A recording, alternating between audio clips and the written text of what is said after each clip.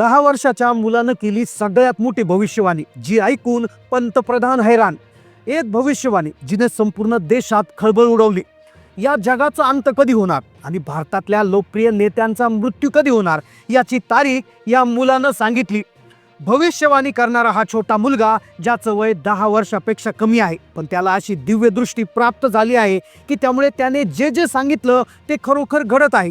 गेल्या 5 वर्षापासून या मुलानं केलेली प्रत्येक भविष्यवाणी, तिची तारीख आणि वेळ अगदी जशी आहे तशीच घडत आहे.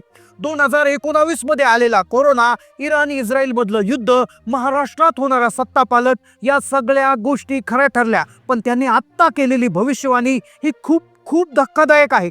चला तर मग पाहूयात या 10 वर्षाच्या मुलानं अशी काय भविष्यवाणी केली की ज्यामुळे संपूर्ण देशात खळबळ उडाली. ती भविष्यवाणी ऐकून पंतप्रधान देखील का हैराण झाले. चला पाहूया या भविष्यवाणीचा संपूर्ण सविस्तर रिपोर्ट. ही गोष्ट आहे 10 वर्षाच्या एका मुलाची, ज्याचं नाव अर्जुन.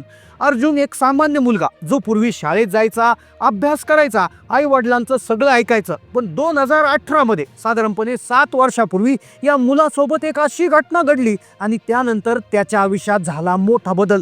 अर्जुन एके दिवशी शाळेतून आला होता, भरपूर खेळला, त्यानंतर तो अगदी शांत झोपला. त्याला माहिती नव्हतं की त्याच्या बरोबर काय घडणार आहे. आणि त्याच रात्री एक गोष्ट घडली, जिथून पुढे त्याच्या आयुष्याला एक नवं वळण मिळालं. त्याच्या घरात अंगणात तो पडलेला होता, झोपलेला होता. त्याचे डोळे मिटलेले होते, पण श्वास सुरू होता, पण ओठ काहीतरी पुटपुटत होते. तो एखाद्या मंत्राचा जप करत आहे असं वाटत होतं. त्याचे आई वडील शेजारी झोपले होते. त्याच्या आई वडिलांना वाटलं की काहीतरी जास्त थकल्यामुळे बडबड करत असेल, म्हणून त्यांनी दुर्लक्ष केलं. पण त्याची लहान बहीण त्याच्याकडे उठून लक्षपूर्वक पाहत होती. तिने पाहिलं, त्याच्या चेहऱ्यावर आता निरागसता नव्हती, एक प्रकारची गूढ शांतता होती. तो पडला होता, पण कोणत्या धक्क्यामुळे नाही. जणू काहीतरी अदृश्य शक्ती त्याच्या शरीरात प्रवेश करत होती. त्याला वेदना होत नव्हत्या, पण त्याच्या तोंडातून असे शब्द बाहेर पडत होते जे गावातील कोणी कधीच ऐकले नव्हते. काही जुने अज्ञात शब्द, अग्नी, रक्त, आकाश, राजा, विनाश यासारख्या गोष्टींचा उल्लेख तो त्या रात्री करत होता. त्याच्या बहिणीने आई वडिलांना उठवलं. अर्जुन काय म्हणतो ते ऐकवलं. त्याच्या आई वडिलांना देखील थोडीशी भीती वाटली.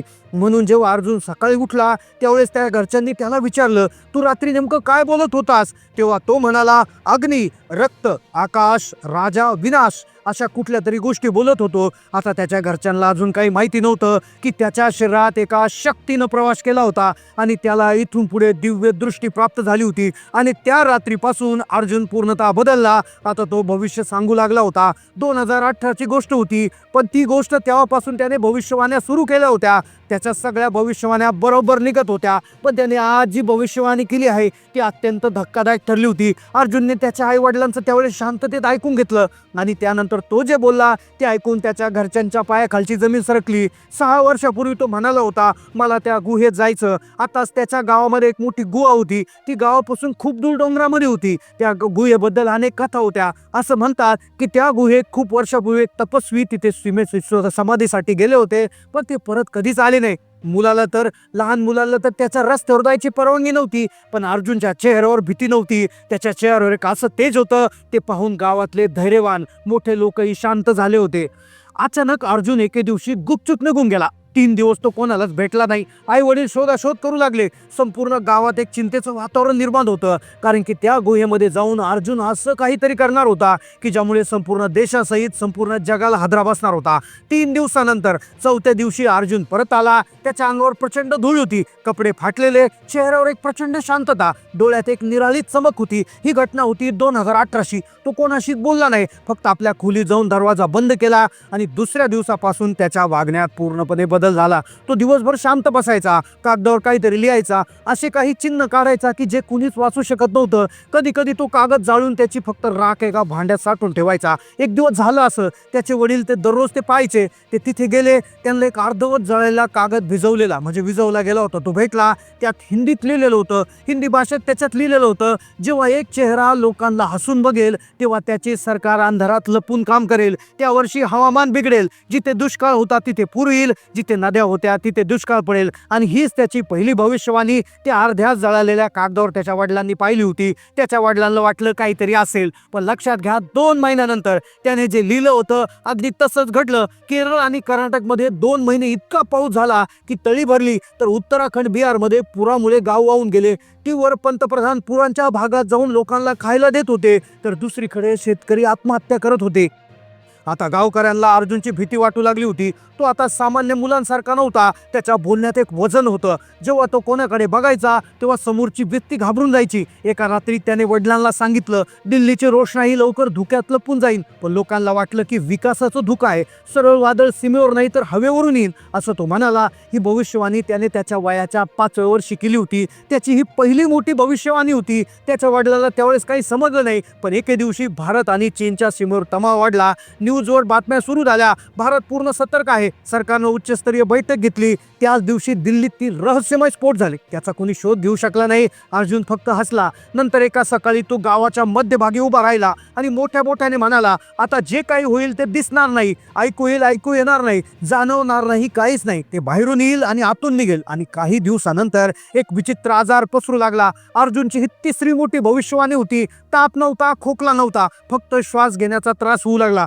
डॉक्टरांनी सांगितलं हा नवीन स्ट्रेन आहे. सरकारनं दुर्लक्ष केलं. पण जेव्हा लोक मरू लागले तेव्हा गावकऱ्यांना अर्जुनची नाही तर त्याच्या सावलीची भीती वाटू लागली. तो आजार होता कोरोना. कोरोनाची त्याने भविष्यवाणी आधीच करून टाकली होती. कोरोनासारख्या गंभीर आजाराची कल्पना अर्जुनने आधीच दिली होती. आता तो रात्री 1 तास बसून आकाशाकडे पुटपुटला. तो दररोज भविष्यवाणी करायचा, पण ही भविष्यवाणी त्याने जी आज केली आहे ती अत्यंत धक्कादायक आहे. त्याने सांगितलं 2020 मध्ये आता दुष्काळ येईल. त्याच्यासोबत एक असा चेहरा येईल जो सगळ्यांना आश्वासन देईल, पण त्याच्या चेहऱ्याखाली भीती लपलेली असेल. आणि त्याच वेळी देशाच्या भागामध्ये गव्हाचं पीक अचानक सुकून गेलं. पंजाबमध्ये तापमान 39 अंशाच्या वरती गेलं. शेतं जळून गेली.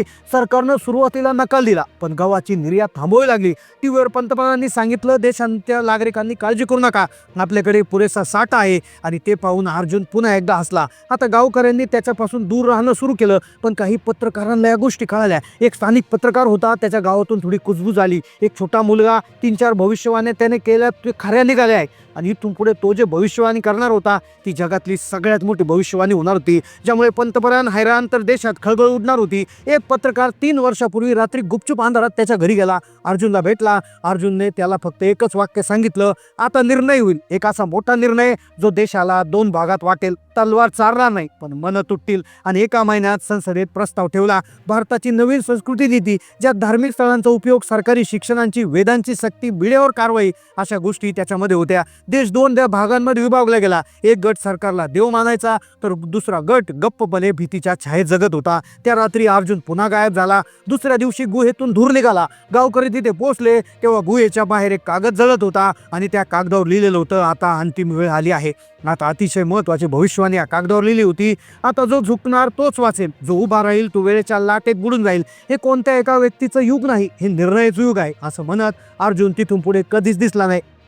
त्याच्या दुसऱ्या दिवशी सकाळी दिल्लीतील पंतप्रधानाच्या कार्यालयावर एक आरशावर एक शब्द आपोआप लिहिलेला दिसला, वेळ पूर्ण झाली आहे. आणि त्या दिवशी देशभरात वीज गेली, इंटरनेट बंद झालं. आकाशात पुन्हा तोच रहस्यमय आवाज घुमू लागला, जे फक्त अर्जुनला ऐकू येत होतं. शहरातील वृत्तपत्रामध्ये डिजिटल स्क्रीनवर मंत्र्यांच्या ओठावर एकच नाव होतं, अर्जुन. दिल्लीतल्या अंधाऱ्या खोलीत पंतप्रधान एकटे बसलेले. त्यांच्यासमोर देशाचे 4 नकाशे, पाणी टंचाई, व्हायरसचा प्रसार, पीक उत्पादन आणि देशात अशांतता. या 4ही नकाशांमध्ये एक गोष्ट सारखी होती, ती प्रत्येक विचित्र क्षेत्रात होणारी घसरण. कोणी शत्रू नव्हता, कोणतं युद्ध नव्हतं, तरी सगळं हातातून निसटून जात होतं. एक रजिस्टर उघडलं, त्याच्यामध्ये काही शहरांचे गुप्त अहवाल. प्रत्येक 3ऱ्या अहवालात अर्जुनचंच नाव होतं. तो आता फक्त मुलगा राहिला नव्हता, तर एक न दिसणारं वादळ बनला होता. पंतप्रधानाला गुप्त संदेश मिळाला, 3 शब्दात, तो मुलगा राजधानीत आहे. लगेच दुसरीकडून एक आवाज आला, तो तुम्हाला भेटायला येईल, पण ती वेळ तुमच्या कॅलेंडरमध्ये नसेल. तो स्वतः ती वेळ घेऊन येतो. आणि दुसऱ्या दिवशी 9 राज्यामध्ये एक विशेष प्रकारची घटना घडली. शाळेमध्ये मुलं अचानक उभी राहिली. आम्हाला तेच शिकायचं आहे जे अर्जुननं सांगितलं, आम्हाला तेच बनायचं आहे जे डोळे बघत नाही. मुख्याध्यापक घाबरले. 9 राज्यातील शाळांमध्ये सगळे मुलं उभं राहून ही वाक्य बोलत होते. सरकारने याला डिजिटल समूह म्हटलं, पण कोणाला माहिती नव्हतं एक मुलगा जो कुठे दिसत नाही त्याचा आवाज देशातील मुलांपर्यंत कसा पोहोचत आहे. जे पंडित आहे ते देखील शांत झाले. दिवस रात्र अर्जुनच्या खोलीत बसून ते भिंतीकडे बघत राहायचा. एक दिवस एक शब्द उमटला, स्वर. आणि त्या दिवशी संध्याकाळी आणि त्याने आपल्या आईला सांगितलं. आणि यानंतर अर्जुन बेपत्ता झाला. तो कुठे गेला कोणालाच माहिती नव्हतं. पण त्याने सांगितलेली प्रत्येक भविष्यवाणी खरी ठरते. आजही तो मुलगा बेपत्ता आहे, पण त्याच्या घटना, त्याने सांगितल्या भविष्यवाण्या त्याच्या गावात प्रसिद्ध झाल्या आहे. आजही त्या गावात अर्जुनला देव मानलं जातं. या घटनेविषयी तुमचं काय मत आहे नक्की कमेंट करून कळवा. चॅनलला नवीन असाल तर सबस्क्राईब करा. धन्यवाद.